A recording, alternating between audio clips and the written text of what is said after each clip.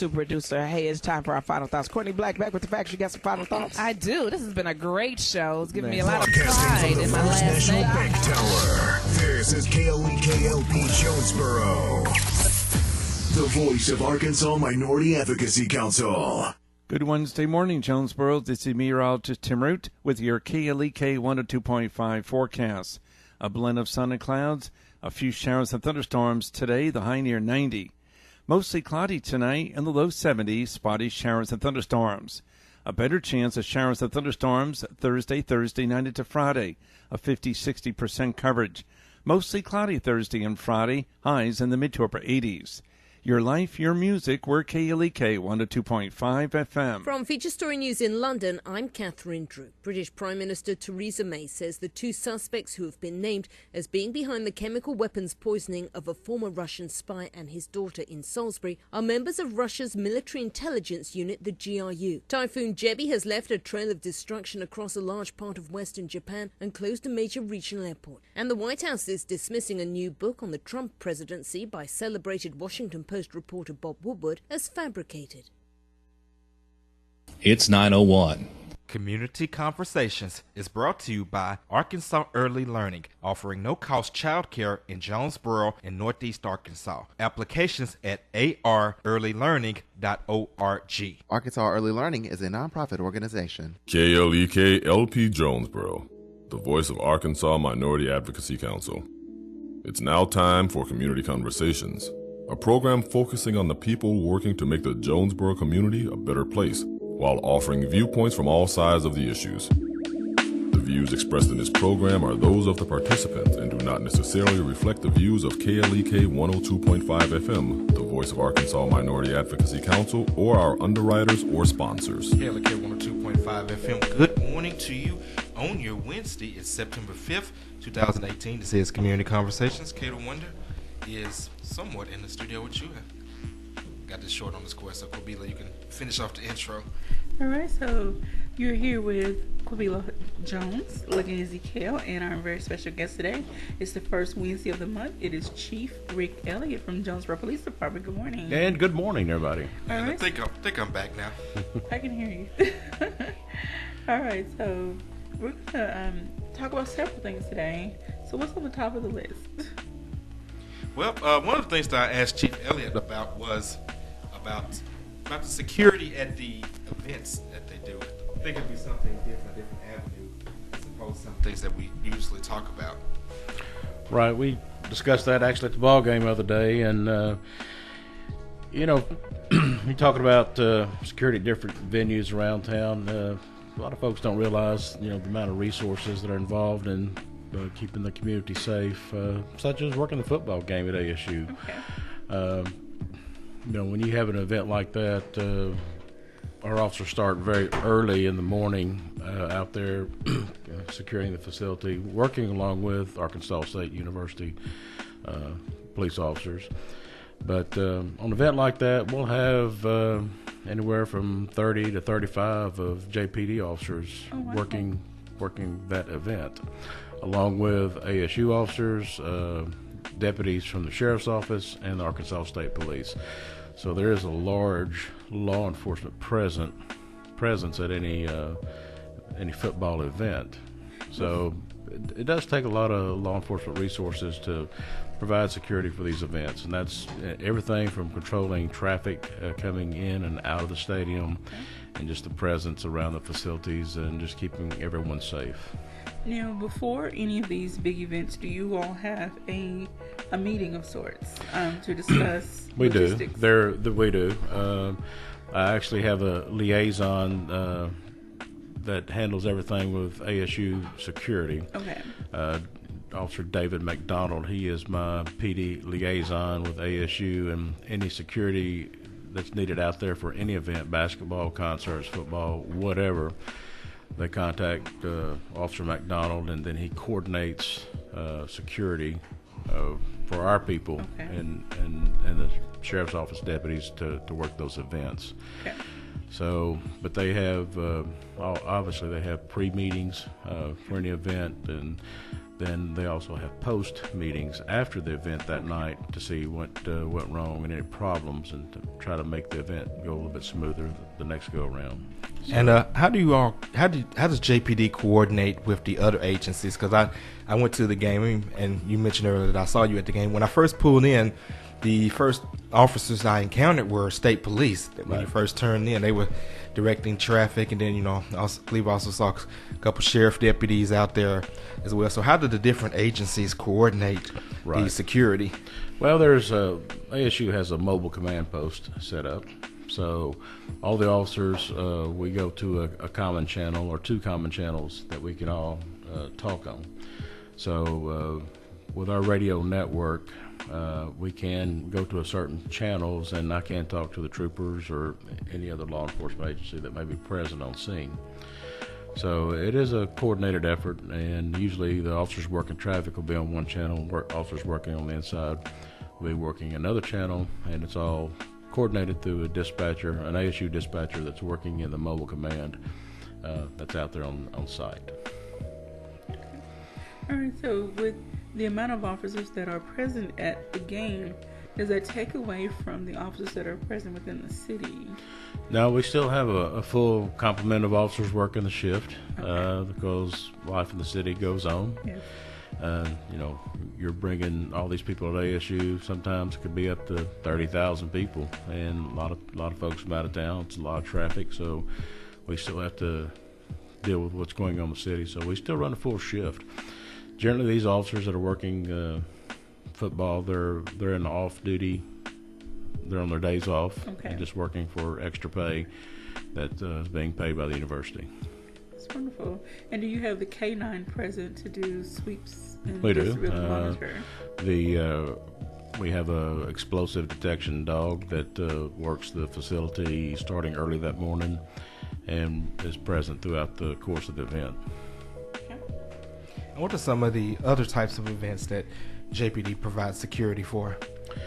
Well, again, anything that ASU has, that if it's going to involve, more law enforcement resources than what their department has, then we would come in and supplement that. So again, it can be basketball, football, sometimes even baseball. We help out even on volleyball games out there. What about concerts? Oh, absolutely. It takes a large amount of officers to work a concert out there. So we do partner very well with ASU and assist them and supplement their needs for law enforcement. Around the community, a lot of officers have secondary jobs at different businesses providing security or loss prevention. So, like at the mall employs several officers just for general security. Of course, they have their own security company, but they also want certified law enforcement officers present out there. And then some of the stores in the mall will hire officers to work security just for that store. There's other businesses around town. Again, they have security. They want security present, and they want to keep their environment as safe as possible, and to protect their assets of the business. So, for these officers to have opportunity to work some overtime, there's generally plenty of overtime opportunities out there for them to take upon. Now, as chief, do you have to approve these officers to work certain assignments, or they can pretty much negotiate that? No, everything has to be approved from office, depending where they're working at, and so they have to submit a request for off-duty employment at whatever location, and just have to make sure that location is, and what's going on at that location is not anything that is inappropriate or immoral. So once it's approved, an officer can work there. And another time that I've seen officers do security is like when certain dignitaries or important people are in town. I'll give an example. A couple of years back, Senator Tom Cotton came and gave a talk to the Chamber of Commerce, and he was escorted by JPD officers during his time at the event. Right. I do have officers that are specially trained in what we call dignitary protection.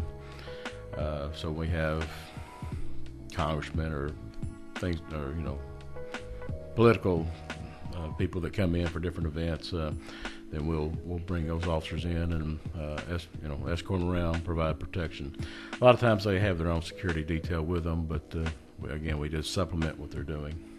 All right. Speaking with Jonesboro Police Chief Rick Elliott, if you have a question or a comment for Chief Elliott, you can give us a call at 870-277-1080. Again, that phone number is 870-277-1080. Or you can leave your questions and comments on our Facebook Live feed. And we do have a couple Facebook shout-outs. Shout out to Paul Holmes, who is checking in. Shout out to Dr. Sharice Jones Branch, who says good morning. And good morning to Sharice and Paul. Good to hear from you. And of course, as we mentioned before we came on the air, yesterday marked the 4-year anniversary of you becoming Chief of Police of Jonesboro Police Department. So obviously we want to extend our congratulations on this milestone, but just kind of wanted you to give some reflections of the past 4 years, what you have accomplished and what you look forward to ahead in the next few years. Well, it's a milestone for the both of us because we both got started around the same time. So correct. That's a great thing, and I think one of the first things that we accomplished early on is establishing this radio program on a monthly basis. I enjoy coming here, and we enjoy having you and visiting and just reaching out to the community. And that was one of my biggest goals as coming in as chief, was to build the bridges in the community that need to be built and try to reestablish trust in the community about the police department.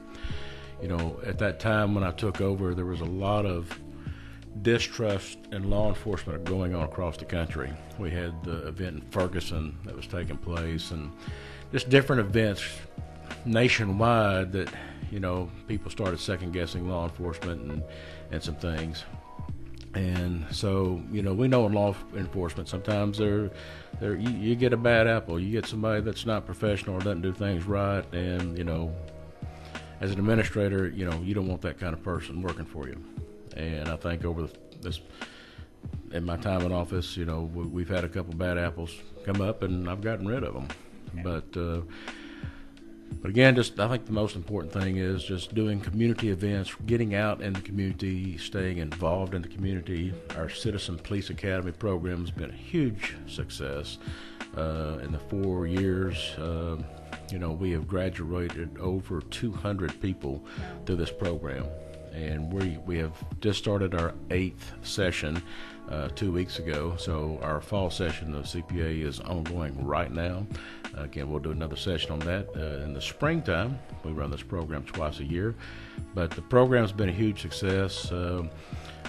I've seen people that come in on that program the first night that really didn't trust the police and really didn't have much good to say about the police. And, they were very skeptical, but midway the program, their perceptions changed, and now they're some of my biggest supporters. So I think once you get involved and see what policing's all about, as opposed to what you see on TV, people take a little bit different attitude. It is a little bit more complex than what most people realize.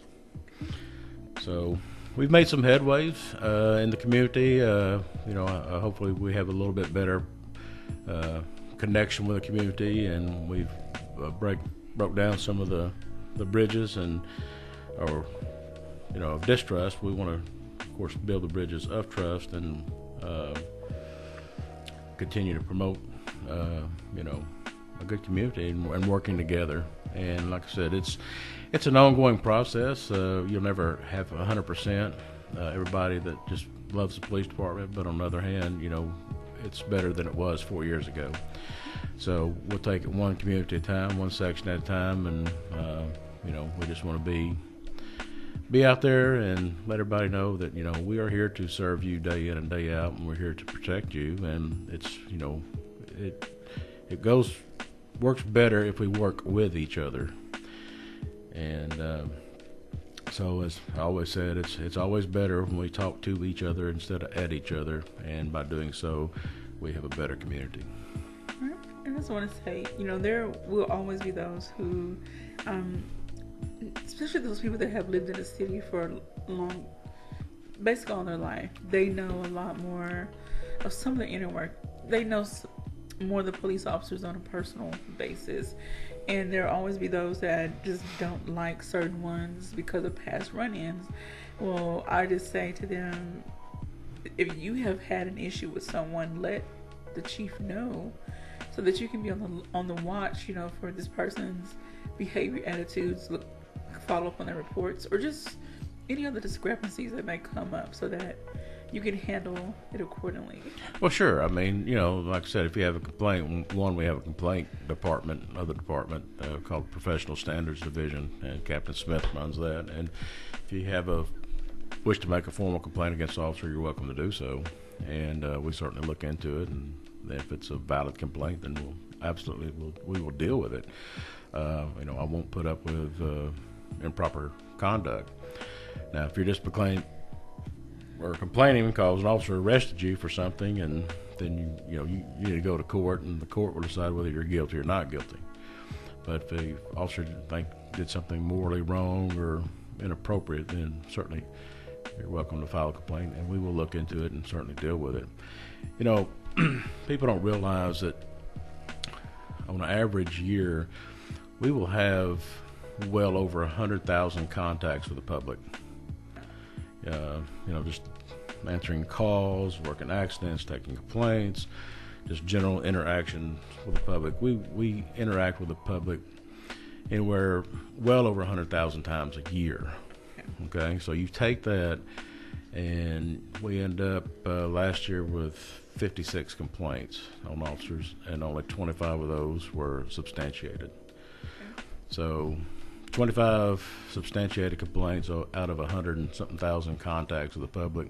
That's pretty good customer service. Of those 25, were any of those officers terminated?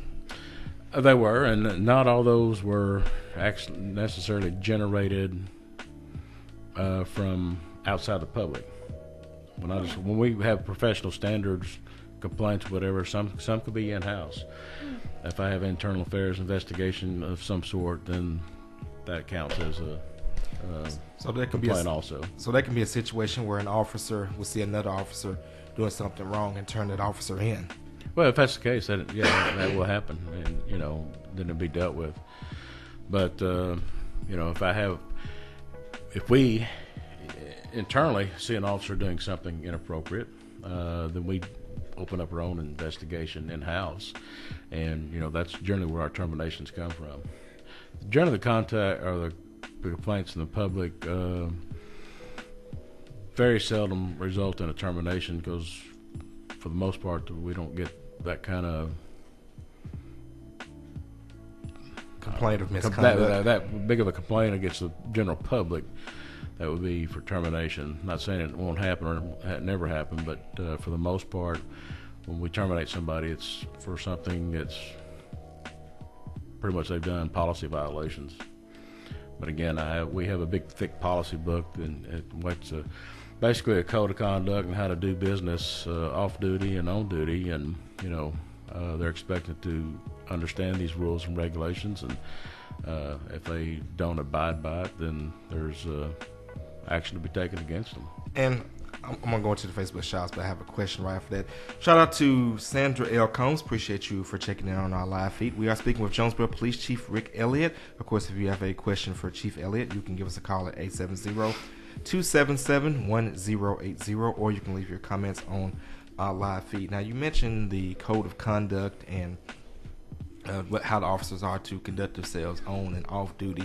Does that also extend to social media? I know you personally are not a social media person, but considering now that things posted on social media can turn around and bite people, especially if an officer is posting derogatory comments about another person, that could in turn bring negativity to the profession. So does that policy include social media, and if so, how is that handled? Social media presents a whole other complex situation, because you get First Amendment rights to freedom of speech and expression, and there's a fine line there. If you're commenting on, and it could be construed as coming back to the department, then there could be some recourse against them over that. So it's a fine line on what they post and what can be what disciplinary action could be taken against them or not. So we try to encourage our people, to refrain from being confrontational and things like that on your social media, because people are out there, looking at you, and it's a reflection of you, and a lot of times reflection back on the department. And if it gets very inappropriate or very distasteful, then across the country there's officers that have lost their jobs over it. And we've actually not hired people because of things that they had posted on their Facebook, prior to employment. We do a very extensive background check, and we get information about postings on websites that may be unfavorable, and therefore if that, we kind of get an idea about that person's mentality and attitude, and if it's that negative or racially charged before they even become employed, we don't want them. So, and I've heard the comment, I'm glad you brought that up, but I've seen comments, of course, with the rise in videos of officers acting badly or whatever the case may be. Some people question, well, how did they even pass a psychological exam if they're this way now? They didn't just become that way overnight. Some of the ones that are bad, I hate to say the word bad, but the ones that are bad, you get cross country, when you start looking at the number of people employed in law enforcement, not every agency does as tough of a screening that we do. Okay. So can bad people or unethical people get employed? Oh, absolutely. So does that cause problems for everybody else in the law enforcement world? Absolutely. So it's a tough battle. It's kind of up to each chief and each sheriff to do their due diligence and get the best applicant and try to create an ethical department. And we'll leave it right there. We're going to get ready to go to break. We're speaking with Jonesboro Police Chief Rick Elliott. Don't go anywhere. This is Community Conversations on KLEK 102.5 FM.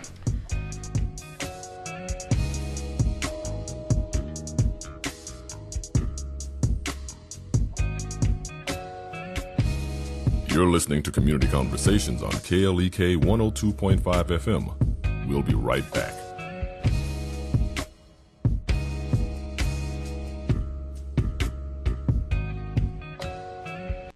Why is home the hardest place to lead? I'm Mark Merrill with today's Family Minute. It's tough to lead at the office. You have constant HR headaches, cash flow issues, and operational problems, just to name a few. But it's a lot tougher to lead at home. Why? First, you can't fire your children.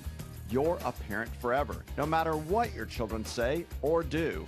Second, there is no paid or unpaid time off. You are always on the job, 24/7, doing their laundry, helping with homework, carpooling them to school, practice, and games.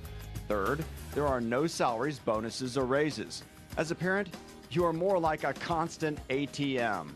Remember, your family first. For more resources on today's topic, go to markmerrill.com. Family Minute is made possible by the Kappa Nu Omega chapter of Alpha Kappa Alpha Sorority Incorporated, a non-profit organization committed to service to all mankind. Kappa Nu Omega Alpha Kappa Alpha on Facebook and KNOMEGA1908.com. Family Minute is brought to you by the Gears Foundation, a non-profit organization providing students with assistance in their academic and career pursuits. Gears Foundation on Facebook, Gears_Inc. on Instagram, and the Gears Foundation at gmail.com. Are you a young woman between the ages of 18 and 29 with the desire to further your education and serve your community? If so, then you may have what it takes to become Miss KLEK. KLEK 102.5 FM will be hosting its very first Miss KLEK Scholarship Scholarship Pageant on February 16, 2019. The theme will be Women of Empowerment. The grand prize winner will receive $1,000 toward her education at any four-year university, community college, or trade school in the Northeast Arkansas area. Contestants must be enrolled in school for 2019 in order to be eligible to participate in competition. If you think you have what it takes to be Miss KLEK, then fill out the registration form online at klekfm.org or stop by 1411 Franklin Street here in Jonesboro to pick up an application. A non-refundable $25 application fee must be returned with the application no later than September 21st, 2018. For more information about the Miss KLEK Scholarship Pageant, visit klekfm.org or the official Miss KLEK Scholarship Pageant page by searching at Miss KLEK on Facebook. If you are a woman ready to empower and impact the community you live in, sign up to become the first ever Miss KLEK. The summer months are the most dangerous time for youth. More are experimenting with alcohol, tobacco, and other drugs during this time, and there is an increased occurrence of accidents and deaths as a result. Be aware and be safe. This message is brought to you by Crowley's Ridge Development Council.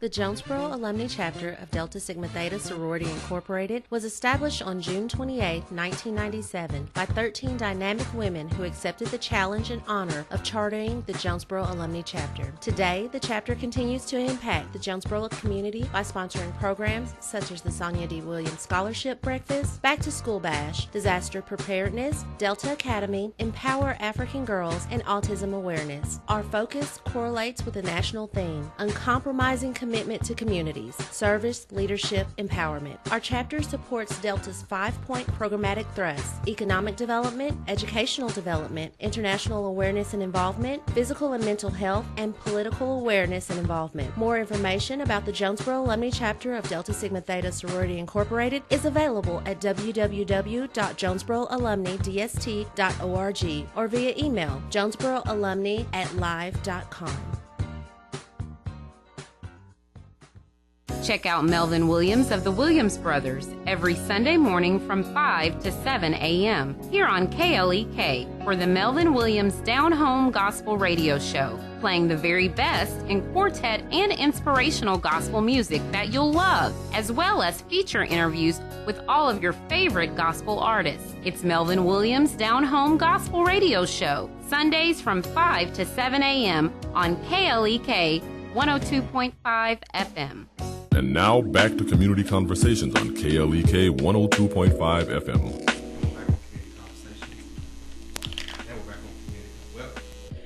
All right, we're back on Community Conversations on KLEK 102.5 FM. We're speaking with our special guest today, Chief Rick Elliott from the Jonesboro Police Department. Are you back with us again? Yes, I am. All right. So in this segment, we're going to switch gears a little bit. I asked Chief to come and talk about domestic violence. And I want to first ask this question, which may seem like a dumb question. Is the term domestic violence and domestic abuse interchangeable? They two separate terms? Can you start there? Well, it all has to deal in these domestic situations, and just first define what's a domestic situation. It's you and who you are either married to or cohabitating with can be a domestic relationship. Okay. So you say abuse or violence, it's hand in hand. Okay. You get in these situations that the abuse could be anything from starting out with verbal abuse and then ends up turning into physical abuse. Okay. So abuse comes in many shapes and forms. All right, and then from the brochure, and it's also showing that abuse or violence can happen anywhere, in your home, on your job, in public. Well, yeah, I mean, when you talk about domestic abuse, you're not getting it in your workplace unless you're working with your spouse. But we're just talking about domestic relations, and then again, we're back to the boyfriend, girlfriend, husband, wife, or whoever you're cohabitating with, your partner, your life partner, so whatever you want to call it. But when you get in these personal relationships with somebody, and it starts to turn abusive and violent, and that's a problem, because and it's an unfortunate problem that there's a lot of people that are stuck in situations that don't know how to get away from it, or scared to get away from it, or don't know what steps to take to get out of it. So therefore they just kind of put up with it and keep on going. And you hear excuses, well, I've got, financially I can't make it without him or her. Well, I've got kids and I don't know if we can make it without them. So, I'll put up with abuse. And there's a lot of men and women out here that have endured many, many years of domestic abuse, violence, just for those reasons. But, just want people to realize that, at the police department, we do have domestic violence safety plans, brochures that are available in the lobby. You can just walk in, pick the information up, and walk back out. There's different resources out there that can help you get away from the situation that you're in. There's different support groups. We have the women's shelter. There are people and resources out there that will help you get out of this situation. So there's no reason that a person should have to live like this. All right. Now, does the police department coordinate often or communicate often with these different resources to ensure that they are, able to providing the best service possible? Again, going back to some of those reasons, you say that people stay, they have X number of children, finances, whatever the case. They try to go to a shelter or go to a place, and either there's no room for them, or they need some type of funding just to make it the next month, and then they're still faced with these challenges and these issues that make it worse than almost worse than staying right in the abusive. Yeah, there are resources available, and sometimes unfortunately there's not enough resources out there that are available, because this is a big problem in any community. But when you start putting together a plan of action of how to get away from this situation, may not be quick, but you need to start planning and checking out where these resources are, and getting ready to make that move. And again, in this brochure, there's some helps and some tips on what to do when if your situation becomes an explosive incident, how to prepare yourself and family to make that departure from the house and go elsewhere. So you tap into these resources, and of course your family and your friends, and then hopefully you can get out of the situation. Now, on the other hand, there's different churches and communities, or churches in our community that offer counseling for couples. Okay. So if you have a couple in a situation like this, and if you're trying to salvage the marriage, then obviously you need to go to some kind of professional counseling, either through a private counselor or through a church, or somebody that's experienced in that. The problem's not going to fix itself. You've got to have the abuser is going to have to make some changes in his or her life to end this cycle of abuse. And a lot of times the abuser was maybe abused when he or she was younger, and saw the same thing growing up, thinking it's okay for daddy to beat on mommy because that's what I saw growing up, so I do the same thing. And so that they just need to realize that is not an acceptable way of life and treating people. And there are criminal laws that we will put you in jail over that. I was going to ask about what the role of the police department in the various cities. What role do you play when someone makes a report or makes a phone call, you go out, and I know we've had this discussion before, and you stated that you all answer every call because you never know if that call is going to be the one that can turn deadly. Well, all these, certainly, these domestic calls are some of the most potentially dangerous calls to go on because, a lot of times we get there and diffusing the situation, then next thing you know, the person that called you turns on the police because you're looking at maybe arresting the person that just beat them up. Then next thing, we're having to deal with both of them. So it is a dangerous situation and sometimes a volatile situation, but when we do go to a cause of domestic violence and when we go in, yes, we're going to do a report. And there are times that if there's enough evidence to show that violence has taken place, we're going to make an arrest. Okay. And even if the person that called and had gotten abuse says, I don't want to file charges, if the officer sees that there's domestic violence has taken place, they can and they will make an arrest. They don't necessarily have to have that person's testimony to prove the case. So the house is tore up and she's standing there with a black eye. Everything speaks for itself. But of course, a lot of times the victim is scared to testify in court.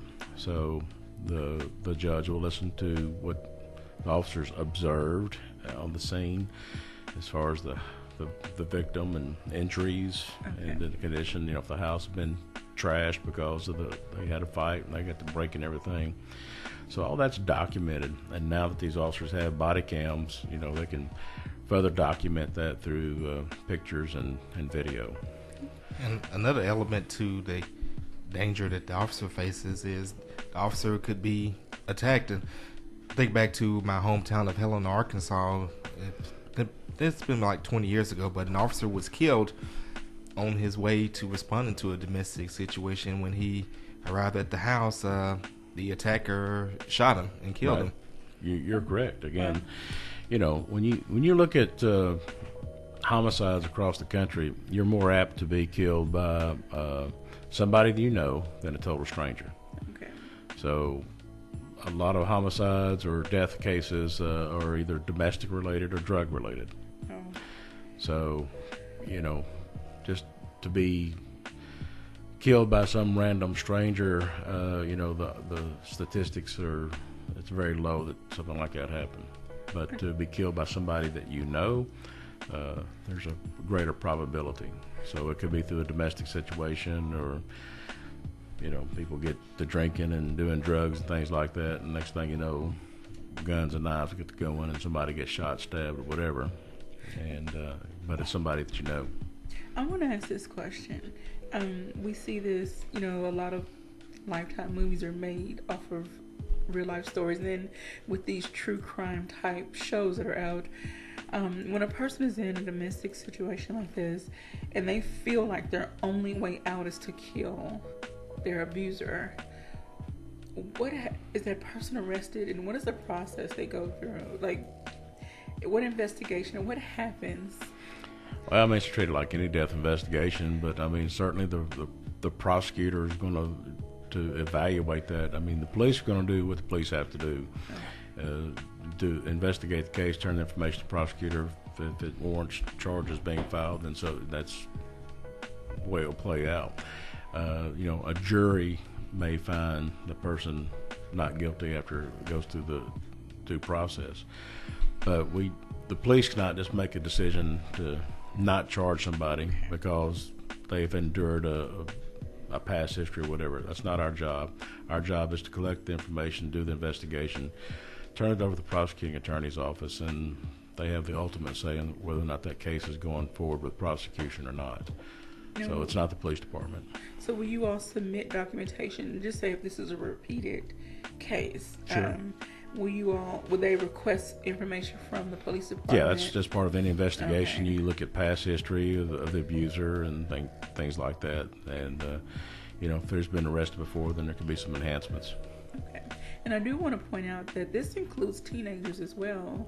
Sure. Teenagers get in relationships, and sometimes they often take things that they don't have to, or they feel like because of whatever's going on at home, this relationship is in a way out, but then they put up with more than they should. Right.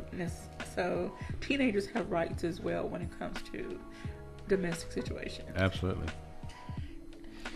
Well, kind of transitioning a little bit, since you mentioned teenagers, one of the issues that faces teenagers is bullying, and it's on the rise. And of course, now you're having it documented on social media. And I think about an incident that happened a while back. It was shared on another news outlet in which a bunch of teenagers were fighting, and it turns out that one of the people involved said that the whole fight was because they was getting tired of the other person bullying another family member, and it caused a bit of controversy. So how does the police department, address these type of situations?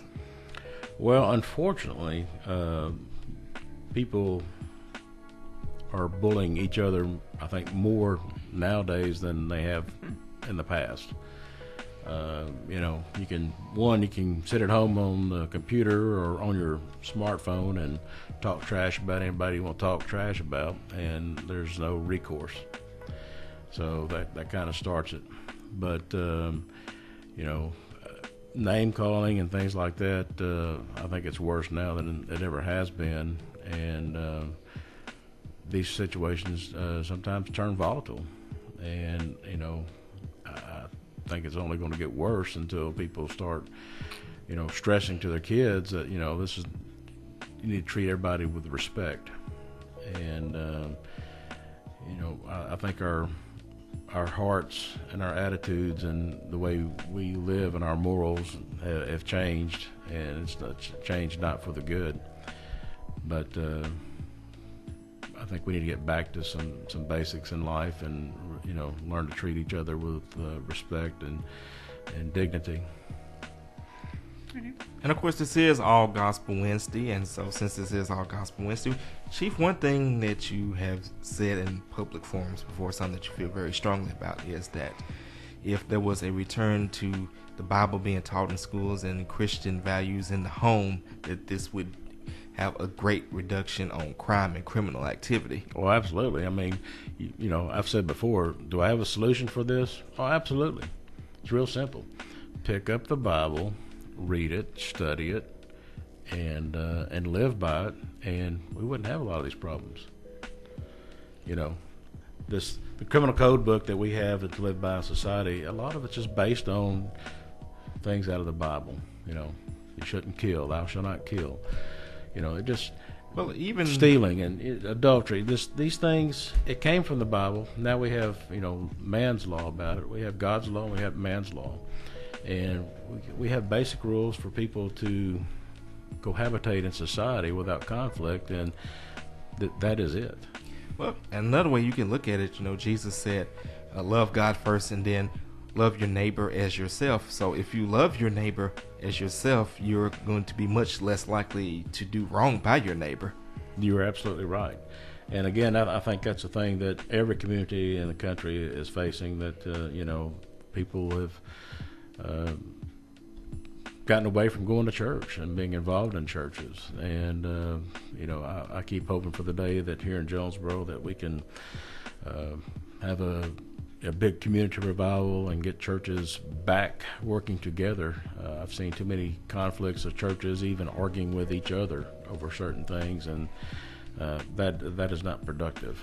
I think the community needs to pull together and work together, and we could slow down a lot of this stuff.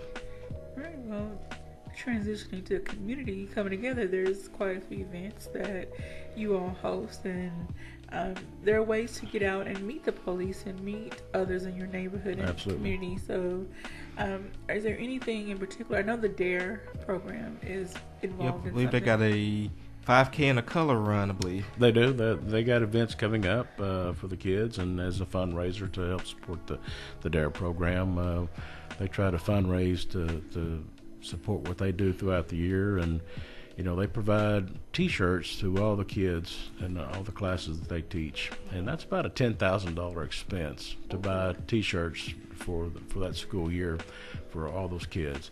So they try to fundraise to offset that expense, so we're not using taxpayer dollars for that program. So they have other associated with expenses. So one, if anybody would like to make a donation to DARE, we certainly would take it.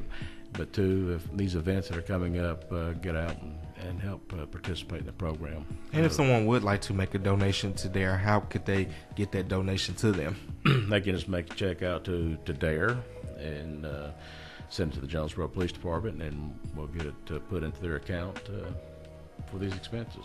Can they pay with money order or debit card? Or we're not set up to take a debit card, but we usually prefer just a check. Okay. No cash, but that way we deposit it over at City Hall and they in the collector's office, and then they put it in that account. Okay. All right, and we got National Night Out coming up soon. In fact, I've already started getting calls about us coming out and participating. I'm sure you have. You are correct. That will be coming up. I don't have the exact date. I think it's October 5th, because I think Miss Castile messaged me about the West End one. You're correct. Miss Castile is already planning for their event. Actually, it's the 2nd, October 2nd. Yeah. The Scenic Hills Association will be set up behind Annie Camp this year, and they'll have different things going on. And I think she's already requested Chef Racy to come over and cook for their association. And like I said, requested us to do music. So I guess you've been requested for music.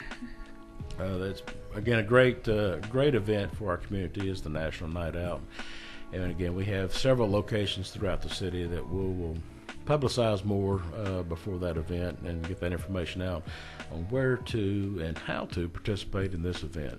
And that's just a good chance to get out and learn your neighbors and get to meet your neighbors and other people in the community and make your community a little bit better place to live. And I know concerning the Scenic Hills one, I know that Miss Castile said that they're going to have the entire back of Andy Camp just go around, so it'll be bigger than last year. And I know in the past we've done one for the north side at University Lions Park. Haven't heard anything officially on that, but I'm sure that's like Chief said, once those details come together, then we can pass those on to you. Yeah, usually Dr. Coleman and the Fisher Street group have something going on up there. But like I said, we generally have, we try to have something in every part of town, and then you'll have some individual neighborhoods just get together and, little block parties. So that's what we're trying to encourage. And Chief, I know you usually try to make the rounds and make your face be shown at all of them. Well, what I can, I like getting around and visiting everybody, and unfortunately I don't get to stay at any place very long, but I do enjoy, these events. This is an opportunity for everyone, like you said, to get out, get to know their neighbors, and hopefully we can start looking out for each other more and make this a better Region 8. Stole that line from KIT. Yeah, they're going to get us for a trademark infringement. Sorry. Maybe they won't. It's all good, though. We are speaking with Jonesboro Police Chief Rick Elliott. We're going to have our final break, and then we'll be back with more. This is KLEK on 2.5 FM.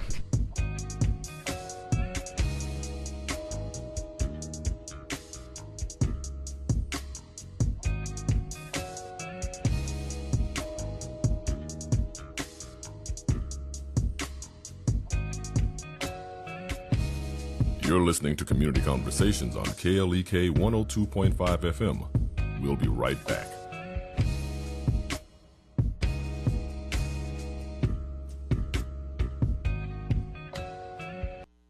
We're back with Money Matters. I'm Alfred Edmond Jr. Here are important keys to keep in mind when you begin to create your investment plan. Invest only in what you understand. Venturing into unfamiliar investment areas or exotic, complicated opportunities can be a prescription for failure and financial losses.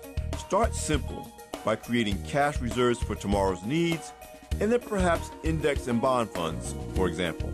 As you become a more experienced investor with a larger portfolio and your time horizon gets longer, you can then add more complex and risky investments. Losses are going to happen. The bottom line, don't treat investing like a lottery or gambling at the casino, but educate yourself. ideally with the help of a good financial planner, to be comfortable with enough risk to get consistent returns on your investments in the long run. I'm Alfred Edmond Jr. for Money Matters, a product of American Urban Radio Networks.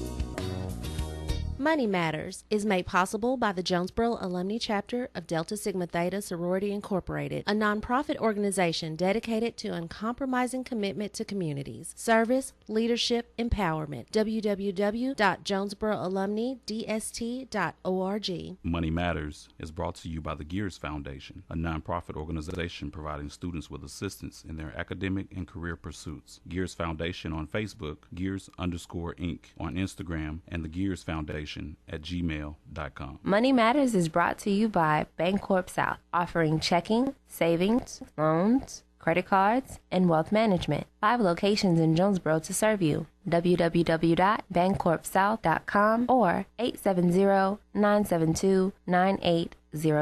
KLEK thanks CJ Pepper and the staff of Life Strategies Counseling Incorporated for helping people through hard times in life such as depression, family issues, stress, abuse, and more. They offer counseling and therapy for all ages, individuals, families, and groups. They are located at 1217 Stone Street. Phone number 1-866-972-1268 or online at lscihelp.com.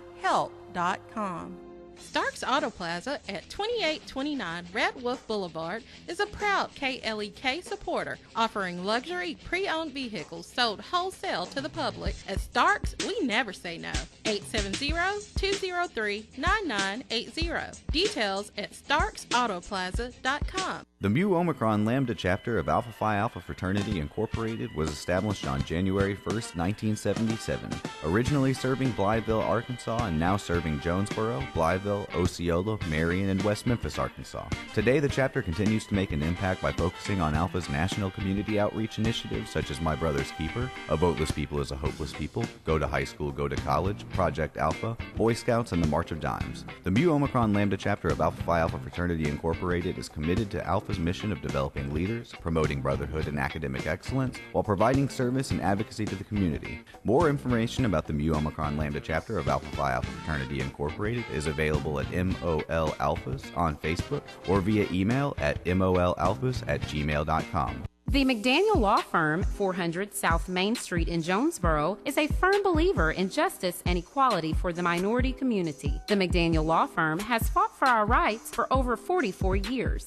The McDaniel Law Firm offers legal help for wrongful death as well as trucking and automobile accidents. Bobby and Brett McDaniel are available for a free consultation at 870-336-4747 or at www.mcdaniellawyers.com. Hello, I'm Officer Victoria Evans. I have always had a desire to help others in need and to be an example and role model to young women by encouraging them to never give up on their dreams. My dream was to become a police officer and to serve my community. In 2016, that dream became a reality, and it is the most rewarding experience of my life. Now I want to let you know about the same opportunity. The Jonesboro Police Department will conduct testing every month for patrol officers. Applications are available online at jonesboropolice.com or at the Police Department, 1001 South Caraway Road.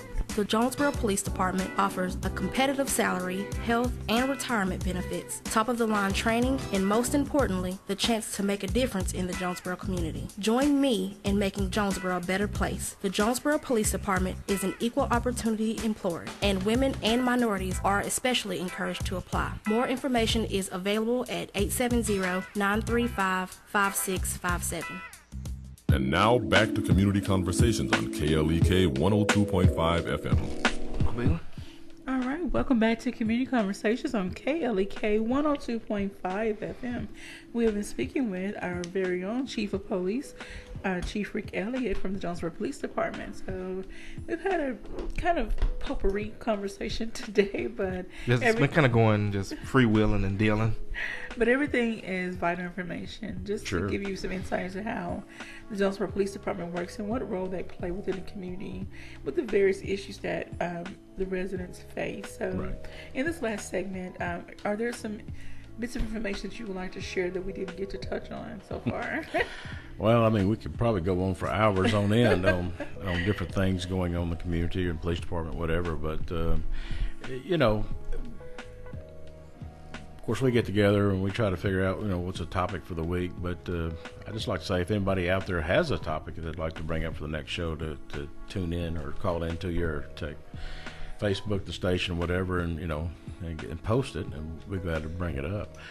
But if we can reach out through this forum to talk to people, but if you would like somebody from the police department to come talk to your group, if you have a community group or just a neighborhood association that you'd like somebody to come talk to, I do have a community outreach officer that that does this, neighborhood associations, and our phone agreed. So we try to get out in the community as best we can, and by any avenue. So whether it be here on the radio or TV or just presentations to different church groups or whatever, we're available, and we certainly enjoy doing so. And I know, for example, that you all did a series with the Craighead County chapter of the NAACP, going over police procedures, traffic stops, and just general Q&A about concerns that that they had considering the climate that we're in, and it was definitely very informative. Right. Just events like that, it just is education, and education is the key, and people need to educate themselves on various topics in the community, and a lot of times if people would educate themselves before they make comment, then their comment may make more sense or may not be so far-fetched. Sometimes people chime in on different comment and make comments on really something they really not educated themselves about, and I kind of look like a fool. Yes, I would like to. And it's also, I'll just say this right quick, and it's also educational for the police officers because they get that feedback from the community. Well, absolutely. Again, that goes back to when we talk to each other instead of at each other, we both learn. And that's a great thing about our CPA class, because we get this dialogue going and back and forth, and and we learn just as much as the people in the class learn. Now, unfortunately, you all don't have a Facebook page anymore. Can people still reach out to you all on Twitter or any other? We still have our Twitter account, and our website is undergoing a rebuild. Okay. So we're changing formats on it, and it's under construction. So bear with us. We're trying to make some changes, trying to be more progressive and update things and get a fresher look. Okay. But when you're dealing with another vendor on the graphics and designs and things like that, you're kind of at their mercy on when you get your product up and running. Okay. All right, Chief, we got 2.5 minutes. Any final comments? Anything else that you want to plug? What's going on with JPD?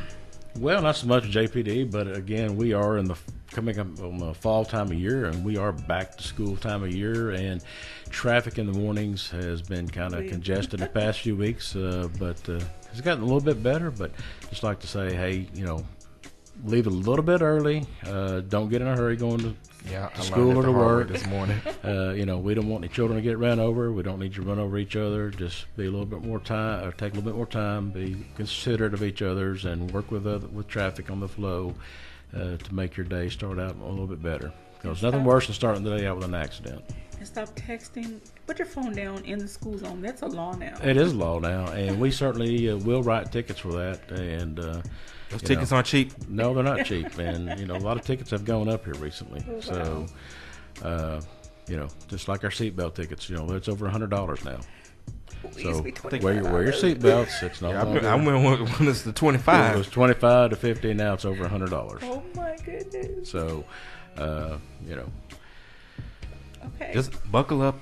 It can wait. Buckle up, put your phone down, point blank, drive, pay attention to the road. That's right. Don't drink and drive. Definitely not. Click it or ticket. I'm going through all the cliches. You go through all the cliches, absolutely. But most important, anybody listening, get involved in your community. Be a part of your community. Get involved in some shape, form, or fashion, and you'll meet friends, and more important, you do something to make Jonesboro a better place. It's not just about being a nosy neighbor. It's about knowing what's going on in your own neighborhood. Absolutely. So that you can recognize when something or someone is out of place. Right. Especially like on the street that I live, it's a very short street, and if someone different, I mean, we pretty much know who owns vehicles, what's on. Well, sure, you can. They take care of each other, and that's again goes to the neighborhood national night out. Getting your neighbors talking to each other, and they'll start looking out for each other, and so we do want the community to be involved and stay involved in what they do. All right. Well, Chief, as always, we thank you for coming by today, and we'll be back with more great gospel music on All Gospel Wednesday. Thank you all for listening. Have a great and blessed day. This is KLEK 102.5 FM. Thank you for listening to Community Conversations on KLEK 102.5 FM, a program focusing on the people working to make the Jonesboro community a better place while offering viewpoints from all sides of the issues. The views expressed in this program are those of the participants and do not necessarily reflect the views of KLEK 102.5 FM, the voice of Arkansas Minority Advocacy Council, or our underwriters or sponsors. Broadcasting from the First National Bank Tower, this is KLEK LP Jonesboro.